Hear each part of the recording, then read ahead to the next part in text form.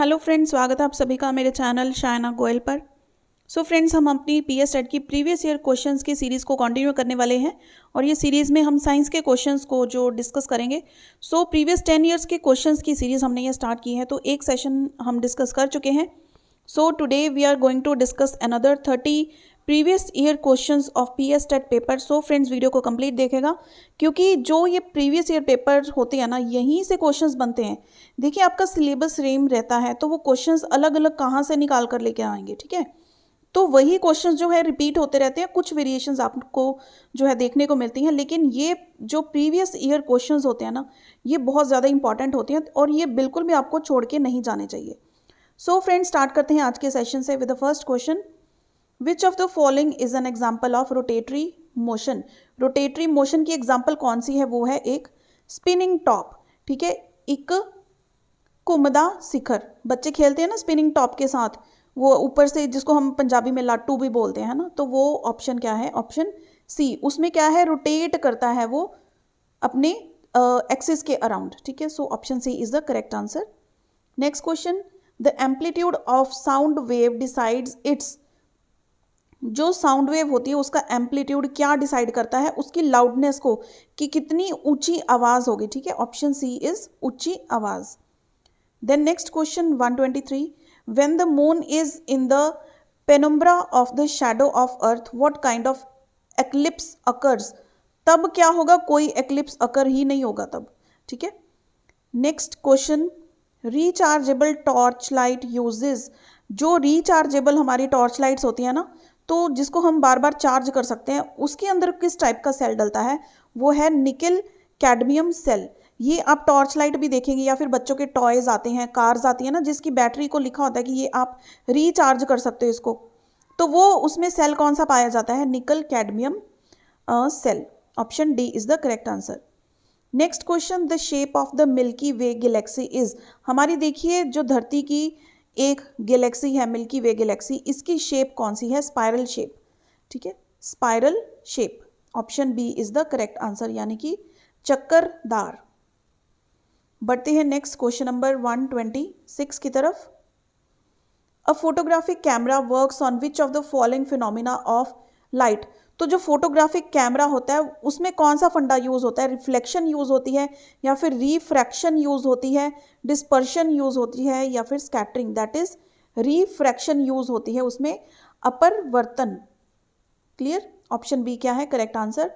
Next, the purpose of making education compulsory up to 10th class is to. जो NEP का भी फंडा है, एनसीएफ 2005 में भी हम पढ़ते आए हैं कि जो एजुकेशन है वो कंपलसरी की जानी चाहिए 10th क्लास के स्टूडेंट्स के लिए, ठीक है, 10th क्लास तक। तो वो उसका पर्पस क्या है? ताकि तर्कशील स्वभाव ग्रहण कराना, जो बच्चे की तर्क करने की, हम कहते हैं रीजनिंग करने की कैपेसिटी है ना, वो इंक्रीज हो पाए, ताकि अगर बच्चा फर्दर कोई जॉब नहीं लेना चाहता, कोई बिजनेस भी करना चाहता है, तो उतना उसका दिमाग जो है ना, उतनी कैलकुलेशंस कर पाए, उस हिसाब से सोच पाए कि वो एटलीस्ट अपनी अर्निंग आगे जाकर कर पाए। तो ऑप्शन ए क्या है correct answer? Inculcate rational temper. Next, the meaning of the word heurisko is. अब देखिए, डिस्कवरी मेथड होता है, हमने मेथड्स ऑफ टीचिंग, चलिए मैं नेक्स्ट जो वीडियोस आएंगी उसमें आपके साथ मैराथन लेकर आऊंगी, मेथड्स ऑफ टीचिंग, जो सारे मेथड्स पर आपको क्वेश्चन आ सकता है। तो आप देख सकते हैं, ये आपका साइंस का पेपर है या इंग्लिश का पेपर है या मैथमेटिक्स का है, तो मेथड्स ऑफ टीचिंग जो है ना, सभी के लिए कॉमन होते हैं, तो उसका मैराथन सेशन आप जरूर देखिएगा, तो वहाँ से आपको ये सारे क्वेश्चंस के आंसर भी मिल जाएंगे। तो जो ह्यूरिस्को या फिर ह्यूरिस्टिक मेथड हम इसको बोलते हैं, ये किसका मेथड होता है? टू डिस्कवर, ठीक है, आई डिस्कवर मेथड या फिर ह्यूरिस्टिक मेथड। ये क्या होता है कि बच्चा खुद से डिस्कवर करता है, यानी कि लर्निंग बाय डूइंग होती है यहाँ पर। क्लियर? तो दो चीज़ें आपको यहाँ पर पता लग गई कि एक तो जो ह्यूरिस्टिक मेथड होता है वो मेथड कौन सा है, उसका मीनिंग क्या है? टू डिस्कवर, यानी कि बच्चा खुद से डिस्कवर करता है। सेकेंडली, ये मेथड कौन सा है? That is learner centred method. Clear? जहाँ पर बच्चा लर्निंग बाय डूइंग करता है। सो ऑप्शन ए क्या है हमारी correct answer. Next question, when one moves from specific examples to generalisations in science he is using inductive approach.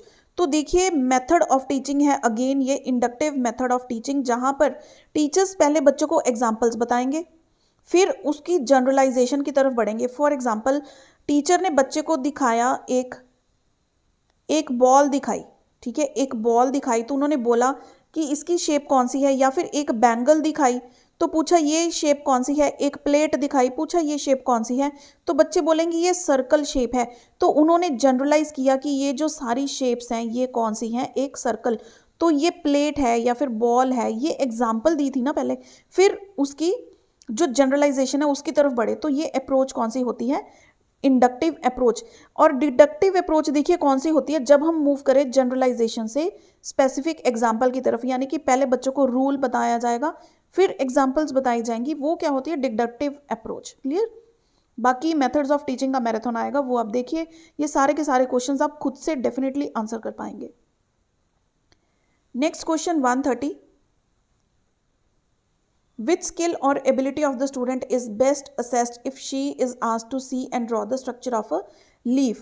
तो अगर किसी बच्चे को बोला जाए कि आपके सामने एक लीफ रख दिया, एक पत्ता ਅਸੀਂ ਤੁਹਾਡੇ सामने रखता, ठीक है, ਤੇ ਤੁਸੀਂ ਉਹਨੂੰ ਦੇਖ ਕੇ ਡਰਾ ਕਰਨਾ ਹੈ, ठीक है, ਤੇ ਬੈਸਟ ਅਸੈਸਮੈਂਟ किस तरह ਦੀ ਉਸ ਵਿੱਚ ਹੋਏਗੀ, that is option D observation, यानी कि पड़चोल, ठीक है। ऑब्जर्व करेगा बच्चा, उस चीज़ को ध्यान से देखेगा फिर ही तो ड्रॉ कर पाएगा ना।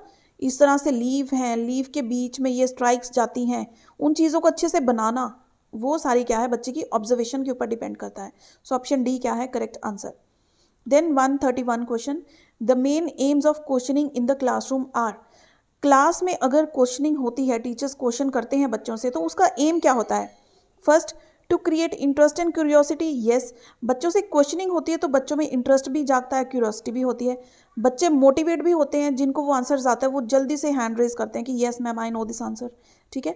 To test the previous knowledge. अब देखिए आपने बीएड में फाइल्स भी बनाई होंगी, तो सेशन स्टार्ट करने से पहले, टॉपिक इंट्रोड्यूस करने से पहले पीके टेस्टिंग होती है कि नहीं होती है, यानी कि previous knowledge testing of the students, कि किसी टॉपिक के बारे में बच्चों को ऑलरेडी क्या कुछ पता है, तो वो भी कैसे होगी, क्वेश्चनिंग से। तो इस सारे के सारे पॉइंट्स करेक्ट हैं, that is option D is the correct answer. सारे पॉइंट्स सही हैं अगर क्लास में क्वेश्चनिंग होती है तो। Then next question, who discovered the branching style of programmed instruction. Programmed instruction का ब्रांचिंग जो स्टाइल है वो किसने डिस्कवर किया था, वो डिस्कवर किया था नॉर्मन ए क्रॉडर ने। बढ़ते हैं नेक्स्ट क्वेश्चन की तरफ। Assessment in science should focus more on testing the ability of students to.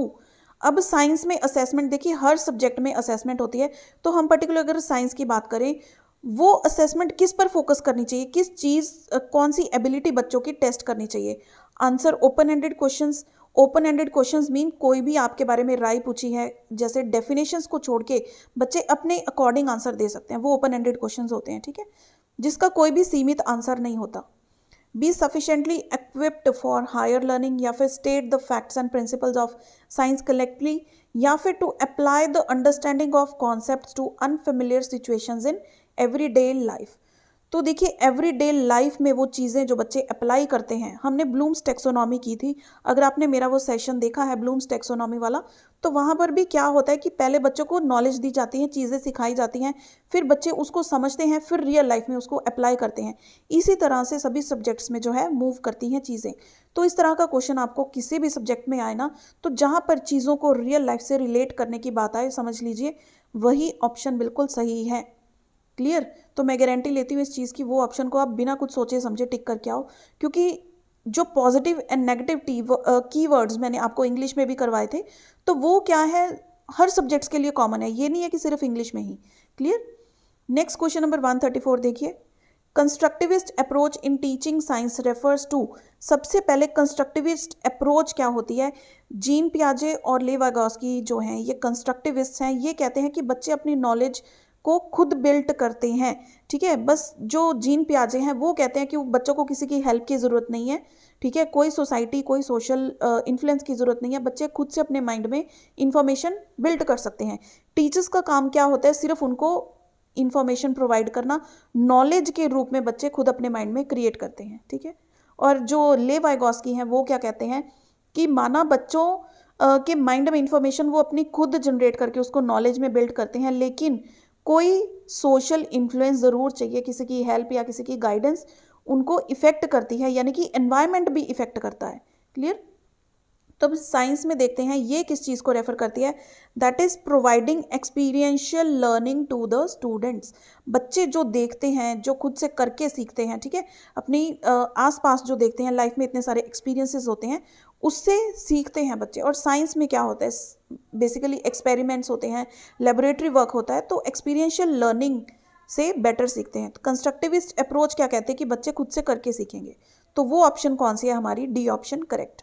Clear.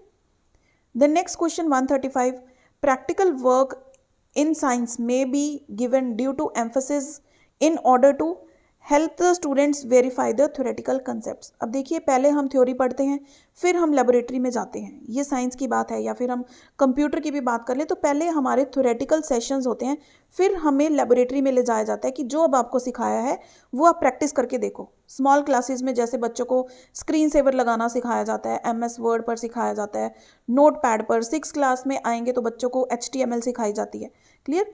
तो पहले थ्योरेटिकल कंसेप्ट पढ़ाए जाते हैं, फिर लेबोरेटरी में ले जाया जाता है। तो ऑप्शन बी क्या है यहाँ पर correct answer. Next question number 136, grafting is a method of. अब देखिए, ग्राफ्टिंग कलम लगाना विधि, ये किसके रिलेटेड है, this is related to artificial vegetative propagation, यानी कि बनावटी वनस्पति प्रजनन दी। क्लियर। तो ऑप्शन डी क्या है correct answer. Next question, the 3 major types of fertilisers are.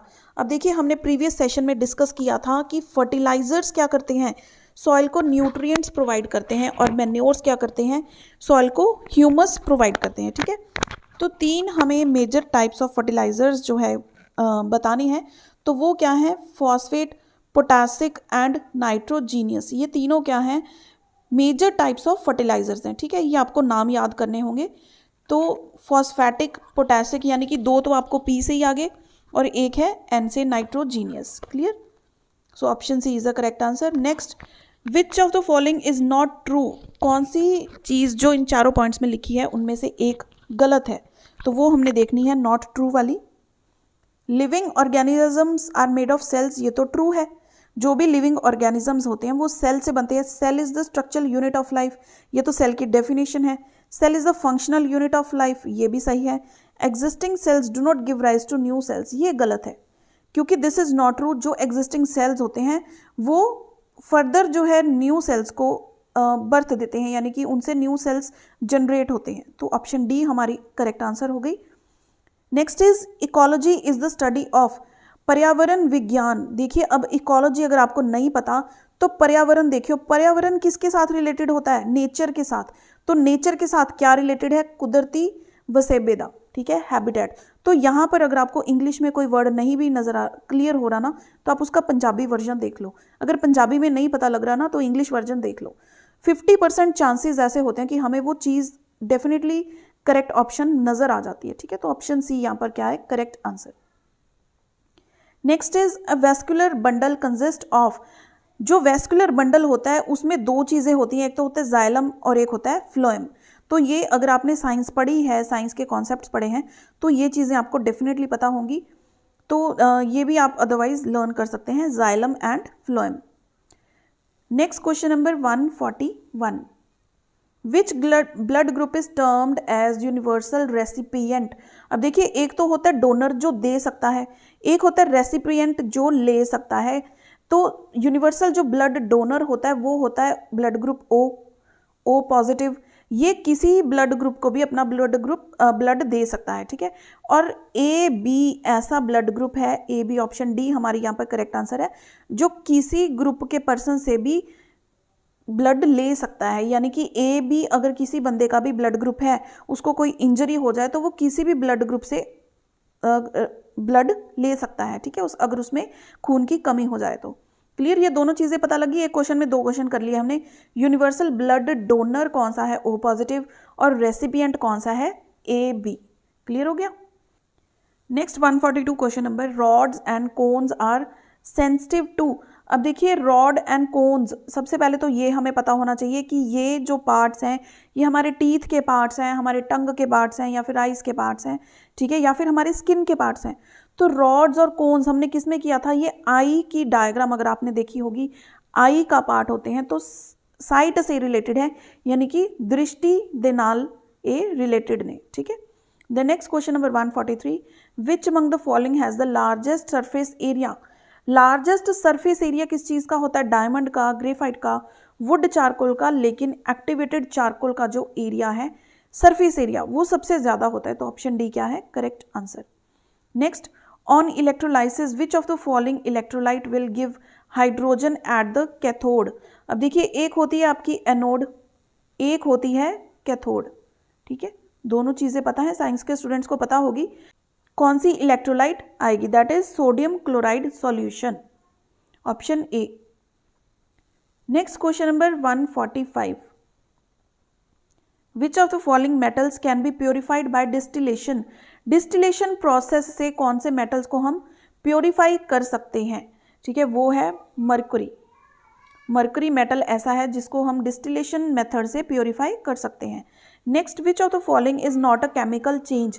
Chemical change क्या होती है, जो एक बार अकर हो गई तो आप उसको रिवर्स नहीं कर सकते, ठीक है। केमिकल चेंज क्या होती है कि एक चीज़ है उसको आपने किसी नई चीज़ में बदल दिया तो वो दोबारा उसमें चेंज अगर नहीं हो सकती तो वो केमिकल चेंज है, अदरवाइज वो केमिकल चेंज नहीं है। तो एग्जांपल्स देखिए, रस्टिंग ऑफ आयरन, एक बार अगर लोहे को जंग लग जाए, हमारे घर में कूलर्स भी होते हैं, ठीक है, तो वहाँ पर जंग लग जाती है ना, तो वो दोबारा वो आयरन नहीं बन पाता। डाइजेशन ऑफ फूड, जब एक बार फूड हमारा डाइजेस्ट हो जाता है तो जो बाइट हम मुंह में डालते हैं क्या वो दोबारा बाइट की फॉर्म में बन सकता है, नहीं बन सकता। देन इज फर्मेंटेशन, ये भी नहीं हो सकता। लेकिन फ्रीजिंग पॉइंट ऑफ वाटर, पानी को अगर आप बर्फ बना दो तो बर्फ को अगर आप मेल्ट कर दो फिर से वो पानी बन जाएगा, तो केमिकल चेंज नहीं आई है। सो ऑप्शन डी क्या हो गई correct answer. Next 147 question number, the following reaction is used for the preparation of oxygen gas in the laboratory. तो लेबोरेटरी में अगर हम एक्सपेरिमेंट कर रहे हैं 2KClO3, ठीक है, यहाँ पर हीट, उसको हीट अप किया गया है, साथ में कैटलिस्ट डाला गया है, तो ये चीज़ रिलीज हुई है। तो ये रिएक्शन किस टाइप की है, क्लियर, हमने वो देखना है। It is a decomposition reaction and takes place when heat is supplied. Direct देखिए रिएक्शन के ऊपर लिखा हुआ है कि हीट इसको सप्लाई की गई है, ठीक है, तो हीट जहाँ पर सप्लाई होती है, यहाँ पर रिलीज ऑफ हीट नहीं है, ठीक है, it is a combination reaction, ये नहीं है, प्रेजेंस ऑफ लाइट नहीं है, क्योंकि हीट इसको सप्लाई की गई है, इस चीज़ को हीट दी गई है, तब हमारे पास ये स्प्लिट हुए हैं दो मॉलिक्यूल्स में, क्लियर हो गया। तो यहाँ पर ऑप्शन हमारी ए क्या है करेक्ट आंसर, क्लियर। नेक्स्ट देखिए क्वेश्चन नंबर 148,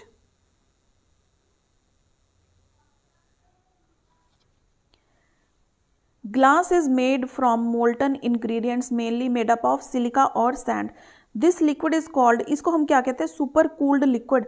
आजकल तो बच्चे यूट्यूब पर भी देखते हैं कि आपके जो ग्लास के वास होते हैं ना, इतने सुंदर सुंदर डेकोरेटिव वास होते हैं, वो किस तरह से बनते हैं, बिल्कुल मेल्टेड मोल्टन इंग्रेडिएंट्स सिलिका या फिर सैंड होते हैं जिसको वो शेप देते हैं और बिल्कुल उसको ठंडा करके सुपर कूल्ड लिक्विड्स होते हैं ये, फिर वो ग्लास की शेप में बन जाते हैं, ठीक है। तो super cold liquid option B is the correct answer, अति ठंडा तरल। Then next question number 149, with which of the following elements will hydrogen react to give a gas that smells like rotten eggs। हम hydrogen को ऐसे कौन से element के साथ रिएक्ट करें कि स्मेल कैसी आई, जैसे रॉटन एग्स होते हैं, ठीक है, रॉटन एग्स यानी कि गंदे सड़े हुए अंडे, उसके जैसी जो स्मेल आती है वो क्या है। अगर हम हाइड्रोजन को सल्फर के साथ रिएक्ट कर देना तो ऐसी स्मेल आएगी जैसे रॉटन एग्स की होती है। Now friends, last question of this video, that is the plimsoll lines refers to. जो प्लिमसोल लाइंस होती हैं वो किसको रेफर करती हैं, the lines marked on side of the ship which indicates the maximum depth up to which a ship can sink in different regions of the sea, ठीक है। तो शिप के ऊपर अलग अलग लेवल्स की लाइन बनी होती है कि किस रीजन, अगर समुंदर के किस पार्ट में शिप जा रहा है वहाँ पर कितनी डेप्थ में वो जा सकता है, ठीक है। सो ऑप्शन बी क्या हो गई यहाँ पर हमारी correct answer. So friends, I am sure ये सेशन आपको काफ़ी हेल्पफुल रहा होगा डेफिनेटली, क्योंकि ये सारे के सारे क्वेश्चंस बहुत इंपॉर्टेंट है। और देखिए 10 ऐसे जो हैं प्रीवियस पेपर्स, ये सारे के सारे मैं आपके साथ डेली डिस्कस करने वाली हूँ, और साथ ही में आपके साथ इंग्लिश और पंजाबी की मैराथन पेपर्स में लेकर आऊँगी, जिसमें कंप्लीट 10 ईयर्स की सीरीज़ होगी, एक ही सेशन में कोशिश करूँगी ताकि आपकी पूरी की पूरी जो पैडागॉजी है, इंग्लिश है चाहे वो पंजाबी है, वो हम रिवाइज कर पाएँ। सो फ्रेंड्स, वीडियो हेल्पफुल लगी हो तो इसे लाइक एंड शेयर ज़रूर कीजिएगा। कोई और आपके डाउट्स हो तो आप मुझे कमेंट कर सकते हैं। So friends, see you in the next video. Till then keep watching.